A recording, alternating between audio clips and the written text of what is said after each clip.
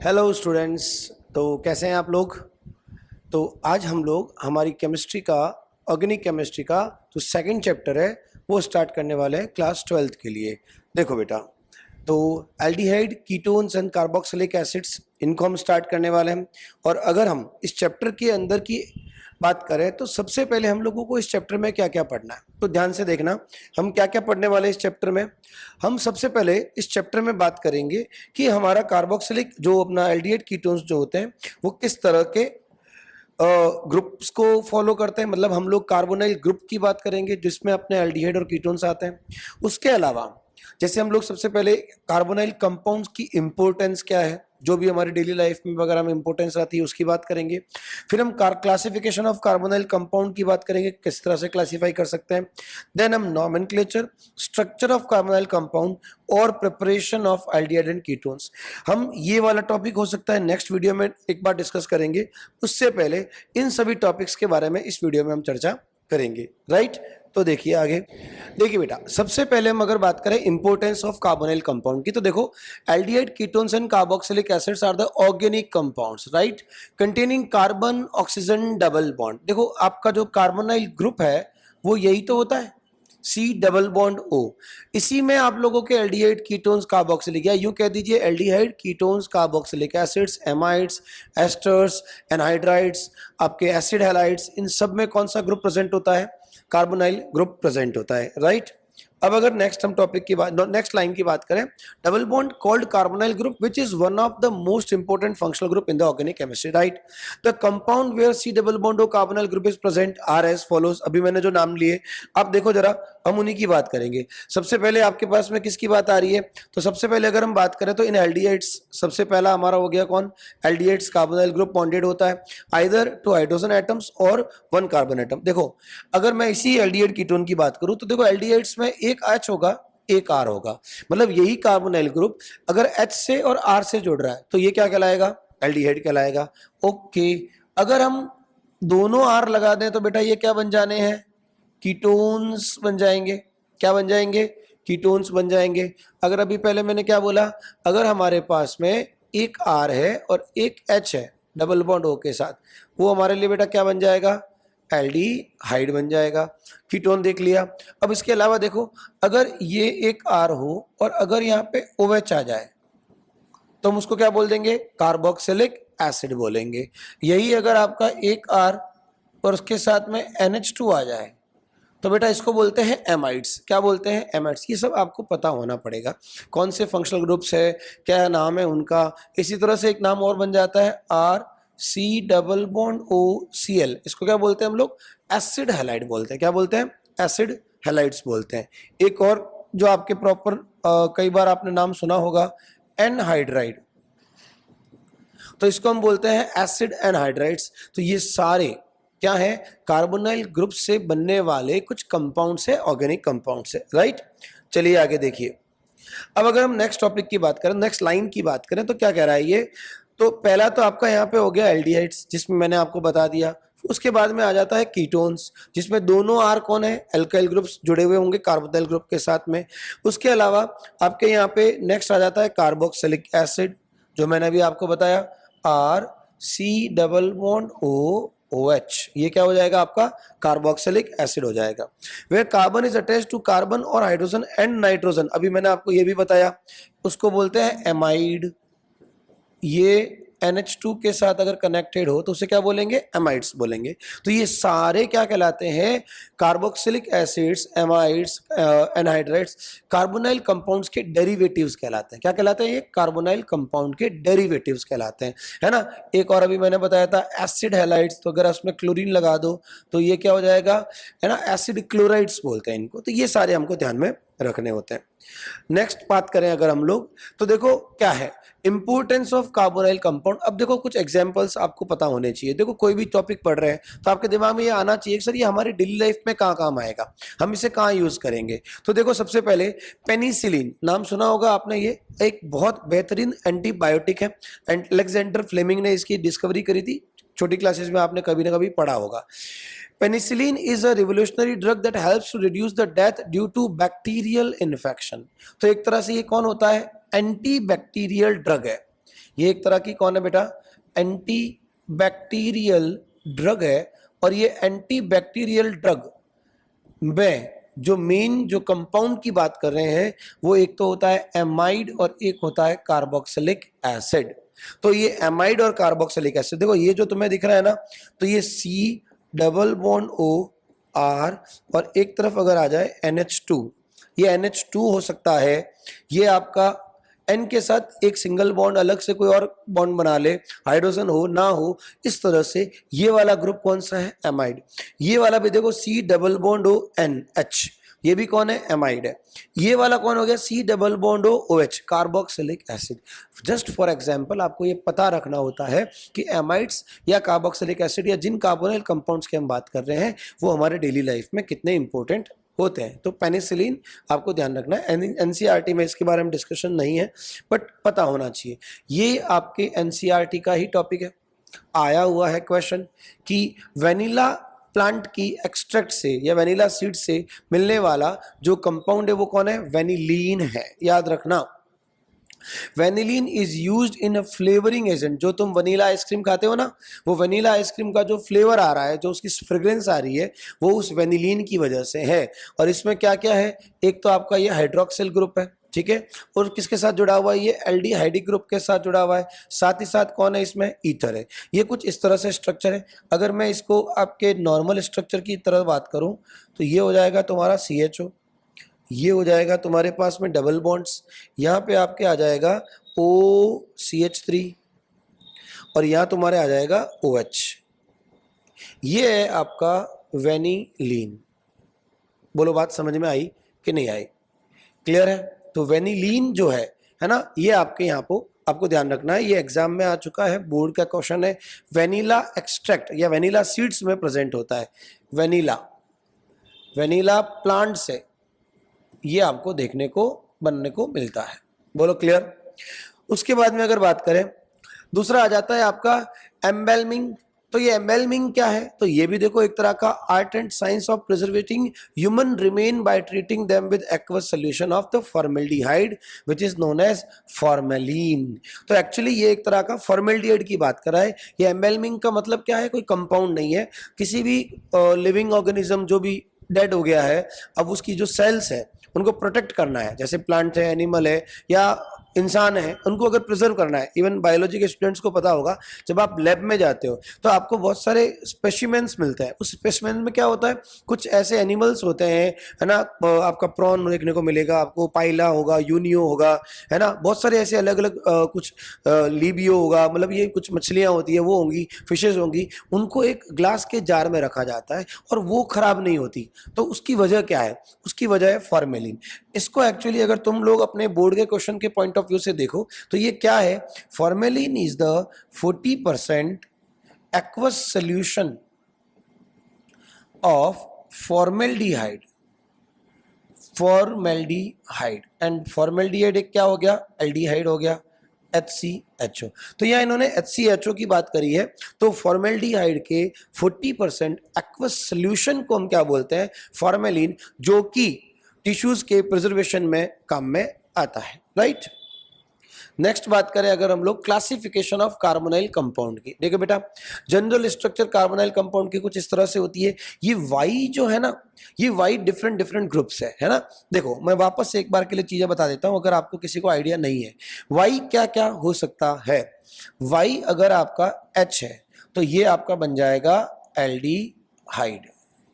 Y अगर आपका OH है तो ये बन जाएगा कार्बोक्सिलिक एसिड। वाई अगर आपका यहाँ पे R है, अल्काइल ग्रुप है, तो ये आपका बन जाएगा कीटोन। वाई अगर OR है तो ये बन जाएगा एस्टर। वाई अगर आपके पास NH2 है तो ये बन जाएंगे एमाइड्स या एसिड एमाइड्स बोलते हैं। वाई को अगर आप Cl मानो तो ये हो जाएंगे एसिड क्लोराइड्स। वाई अगर आपका OC डबल बॉन्ड OCH3 या R है तो ये हो जाएगा एनहाइड्राइड। ये सब कार्बोनिल कंपाउंड्स के डेरिवेटिव्स है। तो R तो हो जाता है आपका एल्काइल और एलाइल ग्रुप, वॉट एवर, कुछ भी हो सकता है। ये Y इनमें से कुछ भी हो सकता है, और उनके अकॉर्डिंग मैंने क्या रख दिया, इनके नाम रख दिए, ठीक है। Based on the type of Y let's classify, तो मैंने तो कर दिया क्लासीफाई। चलो आगे देखते हैं आपको और कैसे समझ में आ रहा है। क्लास 1 क्लास 2 अपने अकॉर्डिंग हमने बना दी। एल्डिहाइड कीटोन्स, तो देखो Y की जगह अगर H आ गया तो क्या बन गया, एल्डिहाइड।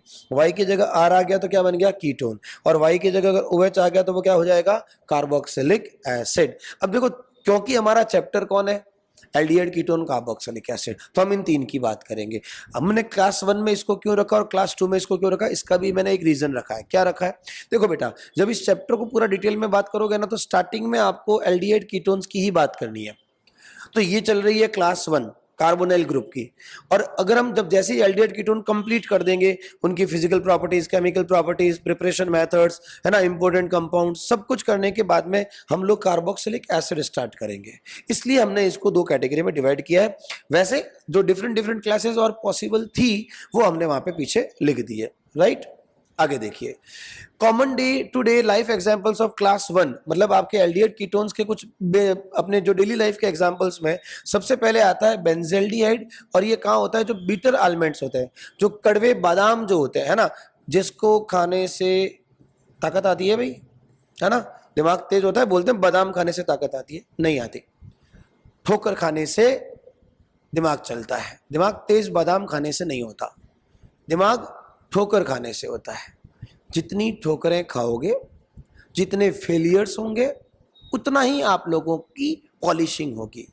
फेलियर का मतलब सिर्फ फेल होना, नेगेटिव मीनिंग से नहीं ले रहा हूं मैं। फेलियर होने का मतलब है कि जितनी बार आप ट्राई करोगे, जितनी कोशिशें करोगे, उतना आपको सीखने को मिलेगा, है ना।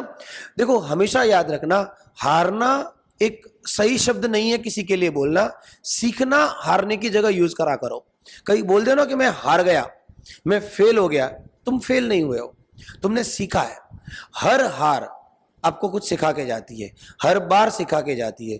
अगर किसी से सलाह भी लेनी हो ना, तो हर बार एक आदमी एक ऐसा ढूंढ लेना जो कई बार उस चीज को करके हार गया हो। वो आपको ये तो नहीं बताएगा कि जीत कैसे सकते हो, लेकिन वो ये जरूर बता देगा कि कौन सी गलतियां नहीं करनी है।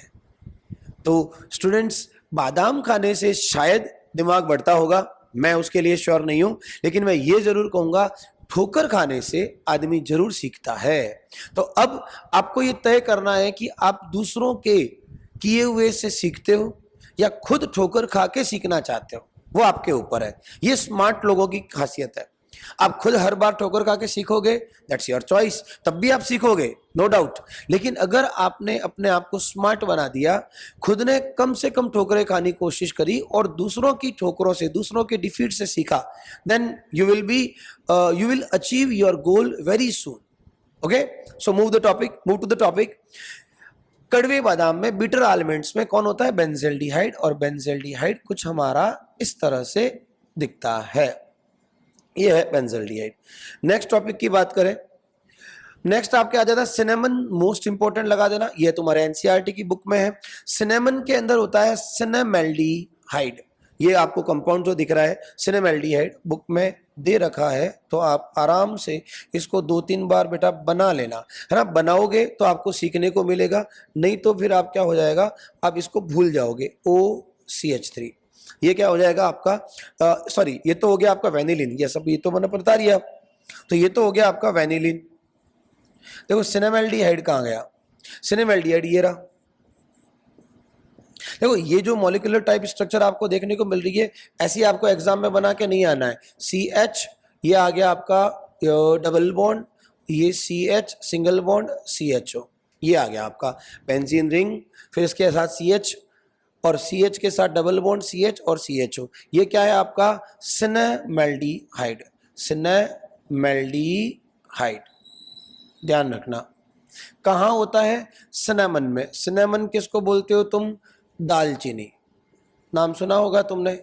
मसालों में आती है दालचीनी। तो दालचीनी के अंदर, सिनेमन के अंदर जो एक फ्रेग्रेंस होती है वो इस सिनेमल्डिहाइड की होती है, या ये यूं कह दीजिए दालचीनी खुद सिनेमल्डिहाइड कंपाउंड में या कंपाउंड से बनी होती है, राइट। वेनिलीन मैंने आपको बता दिया, वेनिला एक्सट्रैक्ट से देखने को मिलता है। ये इसकी स्ट्रक्चर है, अभी हमने बनाई भी थी, वापस हम लोग इसको बना सकते हैं। ये हो जाएगा आपका CHO, ये OH और ये OCH3। अब देखो, कई बार हम सोचते हैं कि क्वेश्चन कैसे आएगा, सीधा आ सकता है, draw the structure of aniline, draw the name the compound which present in the cinnamon और vanillin vanilla extract and draw this structure, ऐसा आ सकता है। एक क्वेश्चन क्यों ये नहीं बन सकता कि which of the following functional groups are present in vanillin, which of the following functional groups are present in vanillin, तो OH होता है, ईथर ग्रुप होता है OCH3 एंड साथ में क्या होता है एल्डिहाइड CHO ग्रुप। तो ये छोटे छोटे क्वेश्चंस जो आपके MCQs में बन सकते हैं, उसको ध्यान रखना है। मिडो स्वीट जो कि एक स्वीट स्मेलिंग प्लांट होता है, उसके अंदर सैलिसिलैल्डिहाइड कंपाउंड आपको देखने को मिलता है, ये आपको याद रखना है। शायद मेरे ख्याल से हमने अल्कोहल फिनॉल में पढ़ा था, है ना। कॉल्बे रिएक्शन में हमने सैलिसिलिक एसिड, राइमंटिमान में सैलिसिलैल्डिहाइड, ये सब हमने बना रखे हैं। तो ये जो आपके सामने दिख रहा है ये क्या हो जाएगा, आपका सैलिसिलैल्डिहाइड हो जाएगा, याद रखनी है चीजें। अब आते हैं common day to day life example, class 2 carboxylic acid की बात हो रही है। तो एस्प्रीन हमने पीछे पढ़ा है अल्कोहल वाली रिएक्शंस के अंदर। तो एस्प्रीन एक तरह का एंटीपायरेटिक, याद रखना, एंटीपायरेटिक का मतलब होता है एंटी फीवर। ड्रग जो होते हैं ना, उनके कुछ नाम इस तरह से होते हैं, ड्रग मतलब दवाइयां से, मेडिसिन है। एनाल्जेसिक का मतलब यहाँ पे होता है बेटा पेन किलर, किससे होता है, पेन किलर। तो पेन किलर्स और एंटीपायरेटिक ड्रग की तरह यूज होने वाली ड्रग कौन सी है, एस्प्रीन है। और एक छोटी सी चीज याद रखना, आउट ऑफ द बॉक्स बात करूं, एस्प्रीन को एम्प्टी स्टमक नहीं यूज किया जाता है। इसका रीजन है कि एस्प्रीन बॉडी में जाकर सैलिसिलिक एसिड में कन्वर्ट हो जाती है, जो कि आपकी बॉडी के जो स्टमक है उसमें क्या कर देती है, अल्सर क्रिएट करती है, right. Then derivative of carboxylic acid, ये हम बात कर चुके हैं।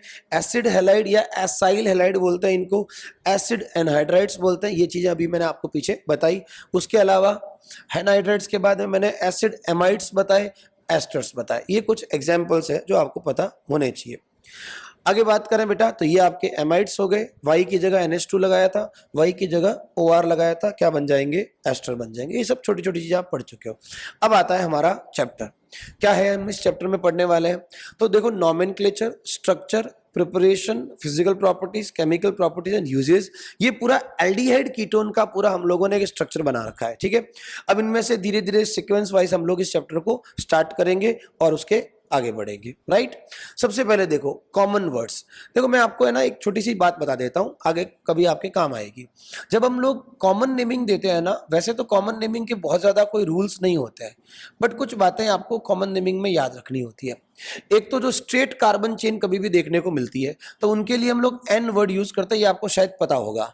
N का मीनिंग होता है नॉर्मल। जब आप स्ट्रेट चेन की बात करोगे तो हमेशा क्या यूज करना है, N।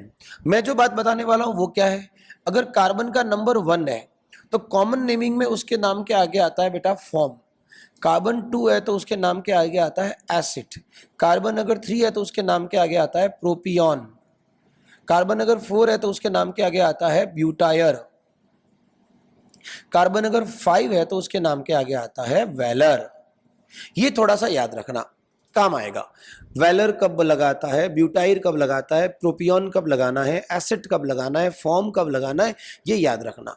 वैसे मैं पहले ही बोल रहा हूँ, कॉमन नेमिंग के कोई बहुत ज्यादा ऐसे ऑथेंटिकेट रूल्स नहीं है कि बस आप ये याद कर लो तो कॉमन नेमिंग आ जाएगी। कॉमन नेमिंग के पीछे कई सारी चीजें होती है, कभी सोर्स के अकॉर्डिंग बोल देते हैं, कभी किस एरिया में बना है उससे बोल देते हैं, प्लांट कौन सा है, एनिमल कौन सा है, बहुत सारी चीजें यहाँ पे देखने को मिलती है। ये कुछ चीजें जो है वो आपको ध्यान में रखनी है। ये कुछ मैंने एग्जाम्पल दिए, जैसे use of keyword acid as a prefix is very common in writing common names. अब एसिड कब लगेगा, जब आपके पास कार्बन 2 है। अब देखो यहां एक एक्सेप्शन है, एक एक्सेप्शन है अभी आपके लिए, एक वर्ड आएगा एसीटोन। एक्चुअली एसीटोन में टोटल कार्बन ही 3 है, और अभी मैंने आपको क्या बोला, 2 कार्बन के लिए एसिड यूज होता है, यस, बट एसीटोन के केस में यहाँ पे ये चीज अप्लाई नहीं होती है, इस बात का ध्यान रखना। एसीटोन का IUPAC नेम आपको याद रखना है, प्रोपेन टू ऑन, ठीक है। तो एसिड, जैसे अब देखो ये हो गया एसिटाल्डिहाइड। अब मेरा वाला कॉन्सेप्ट समझो कि भाई कार्बन कितने होने चाहिए, 2, एक कार्बन कार्बोनाइल वाला खुद का, एक कार्बन ये, तो ये क्या हो गया एसिटाल्डिहाइड। ये एक्सेप्शन है, मैं पहले से ही बोल रहा हूं, यहां 3 कार्बन है बट हम लोग क्या बोलते हैं 2 कार्बन के लिए। अब ये बेंजल्डिहाइड पीछे बना दिया था, ये बेंजोफिनॉन है, बेंजोफिनॉन है, क्योंकि ये बीच वाला कौन है आपका कीटोन ग्रुप आ गया। तो ये कुछ बातें ध्यान रखना, ये प्रोपियोन वगैरह याद रखना, अभी आगे आएगी, ठीक है। और देखिए common name by using position of substituents. अब हम कॉमन नेमिंग में अल्फा बीटा गामा ये सब पढ़ते हैं, तो देखो क्या होता है, चाहे इसके लिए हो चाहे किसी के भी लिए हो, फंक्शनल ग्रुप जहां भी लगा होता है उसका नेक्स्ट कार्बन हमेशा कौन सा होगा, अल्फा, उसका नेक्स्ट बीटा, और उसका नेक्स्ट क्या होता है बेटा, गामा होता है। ये हम लोगों ने पीछे कुछ एलोएल्केन एलोएरिन्स में बीटा एलिमिनेशन वगैरह में भी मैंने आपको बताया है। तो जैसे अभी इसकी बात करें तो यहाँ पे बीटा ब्रोमो और मैथ एथ प्रॉप ब्यूटाइल एल्डिहाइड इसको बोल सकते हैं, कोई बड़ी बात नहीं है। इसमें एग्जाम्पल नहीं दे रखा है, आंसर नहीं दे रखा है, बट आप इसको लिख सकते हो, बीटा ब्रोमो ब्यूटाइलडेहाइड, है ना, 4 कार्बन की वजह से ब्यूटाइलडेहाइड बोल सकते हैं। कॉमन नेमिंग की बात चल रही है, IUPAC की बात नहीं चल रही है। अब जैसे आपको इसका कॉमन नेमिंग पूछा जाए तो सबसे पहले देखो फंक्शनल ग्रुप हमारा कौन है, CHO। जिस कार्बन से जुड़ा है वो कौन सा है, अल्फा बीटा गामा। गामा पर ये ग्रुप कौन सा है बेटा, मिथाइल ग्रुप है, तो मैं इसको क्या बोल सकता हूं, गामा मिथाइल। अब देखो ये है क्या, साइक्लोहेक्सेन। अब देखो यहां थोड़ा समझना, क्या आपका CHO कार्बन की इस चेन के अंदर है, नहीं है ना, तो ये कार्बन की चेन में नहीं है, तो यहां एल्डिहाइड लगाने से बचते हैं। यहां पर हम इस CHO ग्रुप को लिखते हैं कार्बेल्डिहाइड, क्या बोलते हैं इसको, कार्बेल्डिहाइड। तो देखो जरा, अभी अपन ने पढ़ा गामा मिथाइल तो ठीक है, साइक्लोहेक्सेन तक भी ठीक है, लेकिन इसको आगे क्या लिखेंगे, कार्बेल्डिहाइड। ये बात ध्यान रखना, जब आपका एल्डिहाइडिक ग्रुप कार्बन चेन का पार्ट हो, कार्बन चेन के पार्ट होने का मतलब है CHO CH2 CH2 CH3 कुछ ऐसा हो, तो ये कार्बन चेन का पार्ट है। राइट नाउ ये कार्बन चेन का पार्ट नहीं है, तो ये गामा मिथाइल पूरा नाम आ गया साइक्लोहेक्सेन, और फिर आपको लिखना है कार्बेल्डिहाइड। ये चीजें याद रखना, कॉमन नेमिंग में बुक में दे रखे हैं अच्छे अच्छे कॉमन नेमिंग्स और IUPAC नेमिंग्स, तो उनकी प्रैक्टिस करते रहना। आगे बात करो, अब जैसे इसको, तो देखो सबसे पहले ओपन करना आना चाहिए आपको, CH3 CH CHO और यहां हमने लगा दिया OCH3, ठीक है। अब कार्बन चेन हमारी कौन सी होगी, मेन कार्बन चेन एल्डिहाइड की होती है। यहां आपको 11th क्लास का वो प्रायोरिटी ऑर्डर दिमाग में रखना होता है। एल्डिहाइड ग्रुप ईथर की तुलना में बहुत ज्यादा अच्छी प्रायोरिटी पे होता है, इसलिए मैंने मेन फंक्शनल ग्रुप इसको माना। अब ये मेरा सब्स्टिट्यूएंट है, ठीक है, तो सब्स्टिट्यूएंट है तो मैं क्या बोलूंगा, अब देखो अल्फा, कॉमन नेमिंग की बात करनी है ना, तो फिर मैं इसके अंदर 1 2 ना लगा के क्या बोलूंगा बेटा, अल्फा बीटा। अब यहां पर थोड़ा ध्यान रखना, मेरे लिए जो CHO है उस CHO को तो हम लोग अल्फा नहीं बोलेंगे ना, उसका नेक्स्ट वाला क्या होगा, अल्फा और बीटा। तो अल्फा पे कौन है, तो इसको बोलते हैं मिथॉक्सी। ये कौन है, मिथॉक्सी ग्रुप है। तो अल्फा मिथॉक्सी कितने कार्बन है, 3, तो हो जाएगा प्रोपियोनेल्डिहाइड। ये आपके मैंने जो बताया था वो काम आ जाएगा। 3 कार्बन के लिए वर्ड क्या यूज होता है, प्रोपियोन, ध्यान रखना, प्रोपियोनेल्डिहाइड। प्रोपेनेल्डिहाइड नहीं होगा। कार्बेल्डिहाइड अब क्यों नहीं हुआ, क्योंकि ये कार्बन आपकी चेन में इंक्लूडेड है, मेन कार्बन चेन में इंक्लूड है, इसलिए मैंने यहाँ पे कार्बेल्डिहाइड वर्ड यूज नहीं किया, ठीक है। आगे देखिए, आगे जैसे इसका एग्जांपल है, इसको भी आपको ओपन करना आना चाहिए। ये CHO और 2 CH3 है, ये कुछ हो गया। अब यहाँ पे कार्बन चेन आपकी कितने की हो गई, तो कार्बन चेन देखो आपकी 3 कार्बन की हो गई। अगेन अल्फा पे कौन है, मिथाइल, तो नाम अब आपके लिए क्लियर है, अल्फा मिथाइल। कितने कार्बन है, 3, प्रोपियोनेल्डिहाइड। अब इसने देखो आइसो भी बोला होगा, मुझे पता ही था, तो ये आइसो भी बोल सकता है, बिल्कुल, क्योंकि यहाँ पे अल्फा बीटा क्यों नहीं बोला, तो अल्फा बीटा से पहले हमने यहाँ पे आइसो वाली कंडीशन फॉलो कर दी। अब आइसो वाली कंडीशन क्या थी, तो सुनो, CH3 CH और CH3 और ये होता है आइसो, ये फैक्ट है। अब यही कंडीशन यहाँ पे है और उसके आगे यहाँ पे कौन लगा हुआ है, CHO। अब इसमें भी एक चीज याद रखना, चाहे आइसो हो चाहे नियो हो, जब भी आप कॉमन नेमिंग की बात करते हो तो क्योंकि आप लॉन्ग चेन की बात नहीं करते, तो उस केस में कॉमन नेमिंग में आइसो और नियो के साथ में सारे कार्बन्स को लिखा जाता है। तो जैसे यहाँ पे लिखा है आइसो ब्यूटाइल, तो 1 2 3 4 सबको साथ में रखना है, नियो पेंटाइल सबको साथ में रखना है, वो चेन में है या ब्रांच है उससे फर्क नहीं पड़ता। तो आइसो ब्यूटाइलएल्डिहाइड याद रखना, आइसो ब्यूटाइलएल्डिहाइड। अब ये गलत नहीं है, बट इससे बेटर ये आंसर है, बिकॉज यहां पर अल्फा बीटा नहीं बोलकर हम लोग आइसो बोलना प्रीफर कर सकते हैं। तो करेक्ट आंसर की बात करूं तो ये है। वैसे ऐसा कहीं रिटन में रूल नहीं लिखा होता है कि यही बोलना है, ये नहीं बोलना है, ऐसा ही होगा ऐसा नहीं होगा। हाँ, आपको आइडियाज पता होने चाहिए, और जो मैं बता रहा हूं कि जो इन दोनों में से प्रेफरेंस पे किसको रखना है, इसको रखना है। यही अगर एक कार्बन और आगे होता तो फिर आइसो की कंडीशन नहीं होती, तब हमने जो कहा वो करेक्ट होता, राइट। चलो आगे।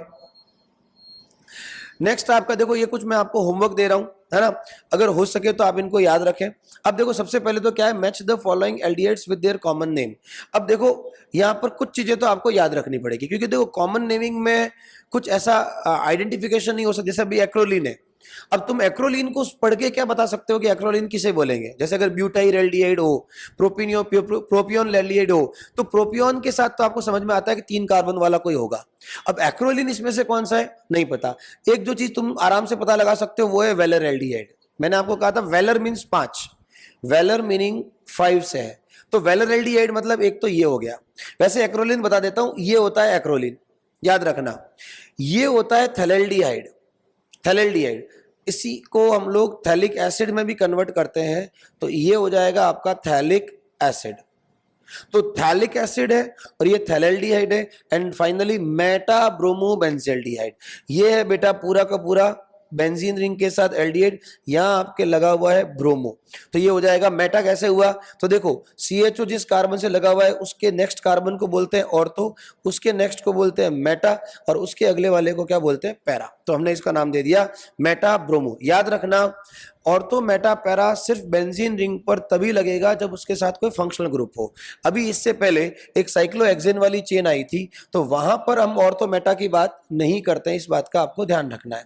और ये मैंने क्या बताया था, ये मैंने बताया था थैलिक एसिड, ये आगे आपके कार्बोक्सिलिक एसिड में आएगा। ये देखो इसके आंसर आ गए। तो ये चीजें आपको ये बुक में दे रखे हैं। देखो अब मैं सारे एग्जांपल्स लिखाऊंगा कराऊंगा, आप यूं ही समझ लीजिए कि मैंने आपको ये सारे एक बार के लिए बताए। कॉमन नेमिंग के लिए आपको अलग से कोई रूल्स वगैरह नहीं समझने हैं। कॉमन नेमिंग में मोस्ट ऑफ केस में आपको कुछ याद रखना है, और कुछ तो सीधे सीधे याद रखने पड़ेंगे, रटने पड़ेंगे। और कोई भी वेलरएल्डिहाइड बता दिया, इसका तो मैंने तरीका बता दिया। आप थैलेल्डिहाइड भी एक बार याद रख सकते हो, मेटा ब्रोमो का मैंने तरीका बता दिया, बट ये करना पड़ेगा आपको, क्योंकि कल को क्वेश्चन आ गया कि draw the structure of acrolein and give the structure formula and IUPAC name whatever, तो इसका स्ट्रक्चर बनाना आना चाहिए आपको। और उसके अलावा नहीं, ये कहां से आ गया, एक्रोलीन ये है, अब तो सब सारे सामने ही है ना। हाँ, तो एक्रोलीन जो है, एक्रोलीन का स्ट्रक्चर आपको आना चाहिए, और इसका IUPAC नेम पूछे तो आपको आना चाहिए, राइट।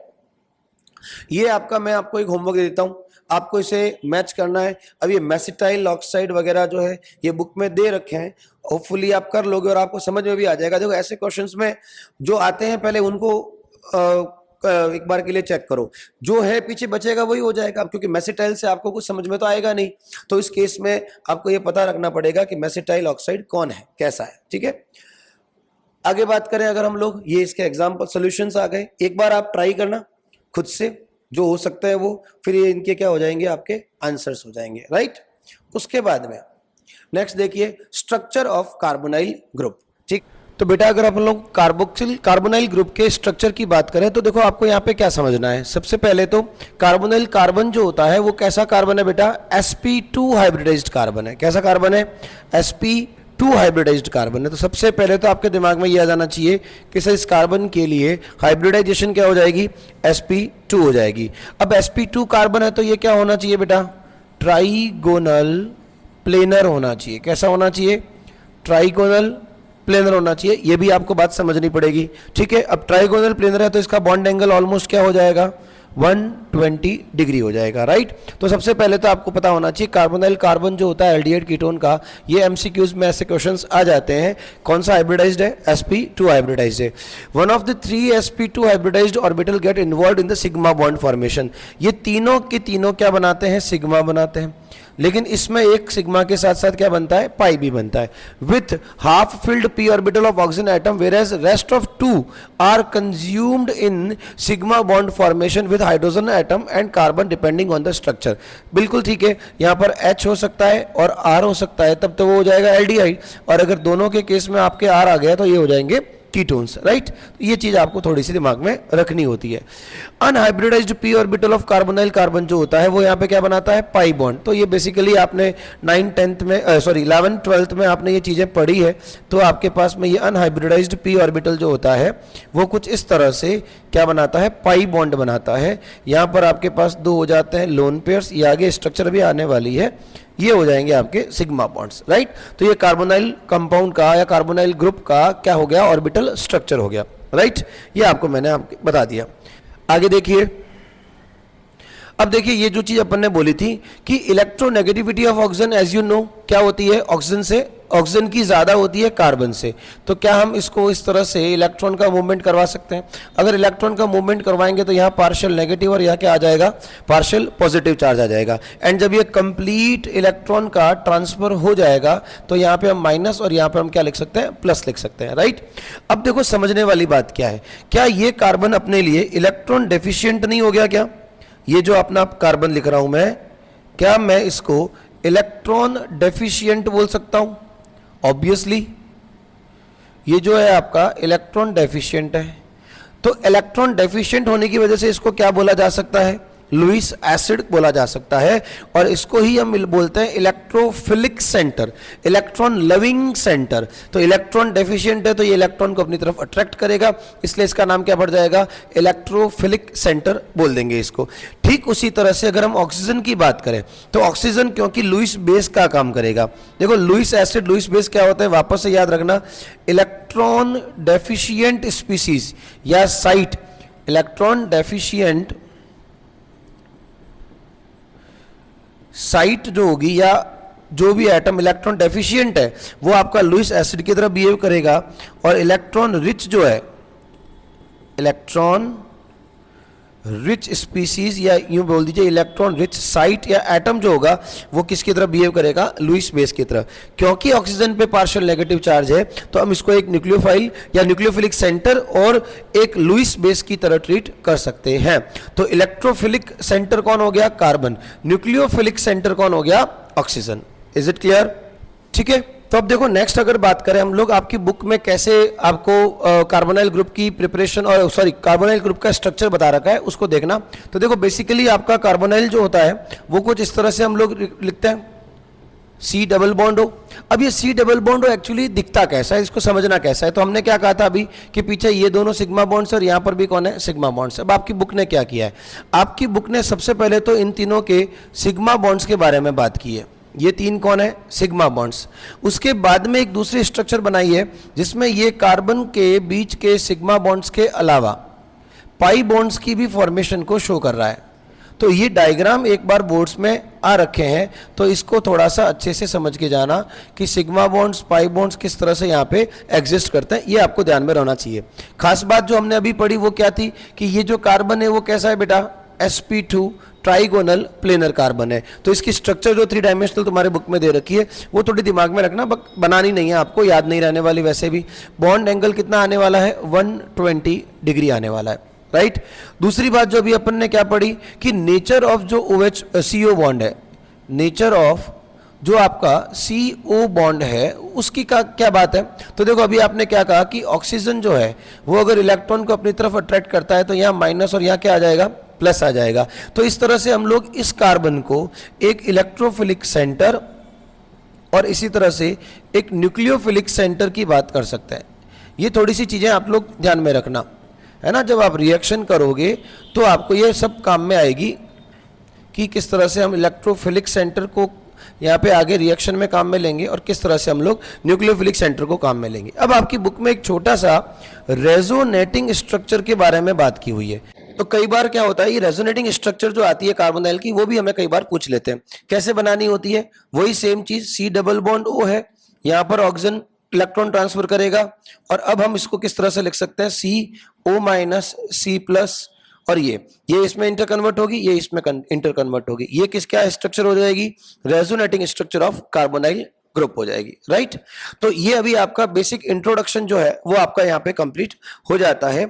अब देखो, अगर मैं बेसिक आईयूपीएसी नेमिंग की बात करूं तो थोड़ा सा मैं आपको यहाँ पे बता देता हूं, क्योंकि डिटेल में अगर हम चले गए तो आईयूपीएसी में बेटा बहुत ज्यादा टाइम अपने को लग जाएगा, ठीक है। अभी जरा देखो आप, आईयूपीएसी नेमिंग, कॉमन नेमिंग की हमने पीछे बात करी थी, अभी हम बात करेंगे किसकी, आईयूपीएसी नेमिंग की। और मैं यहाँ पे मैं डिटेल में बात नहीं कर रहा हूं, इसके लिए हम एक डिटेल में डेडिकेटेड वीडियो अलग से बनाएंगे जिसमें हम IUPAC names of different functional groups की बात करेंगे, राइट।